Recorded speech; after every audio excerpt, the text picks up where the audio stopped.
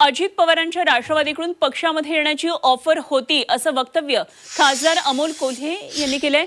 To the point या Zee 24 तासच्या कार्यक्रमामध्ये संपादक कमलेश सुतार यांनी विचारलेल्या प्रश्नावर उत्तर देताना अमोल कोल्हे यांनी ऑफर आल्याचं सांगितलं आणि इतकंच नाही तर संपर्क सर्वांकडून झाले होते असंही अमोल कोल्हे म्हणाले.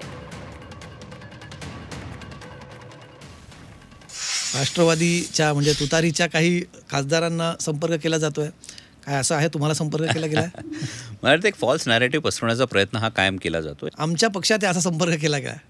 आता आमच्या पक्षात या हे कोणीही म्हणू शकतं ना, पण हे म्हणत असताना ही भावना का येते माझ्या महत्त्वाचं कोणी म्हटलंय का? हो 100% ना, सगळ्यांनाच संपर्क झाला पवारांच्या पक्षाकडनं. हो सगळ्यांना संपर्क झाले होते त्यावेळी. बरं, कसं आहे मग तुम्हाला काय त्यांना त्यांची ताकद वाढवायचा प्रयत्न करणं हे त्यांचं काम आहे.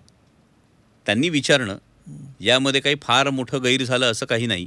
त्यांना वाटलं त्यांची ताकद वाढवावी म्हणून त्यांनी विचारलं असेल. तुम्ही नाही सांगितलं? हो त्यावेळी आदरणीय शरदचंद्रजी पवार साहेबांबरोबर राहणं हेच राष्ट्रवादीच्या सगळ्या खासदारांची भूमिका आहे.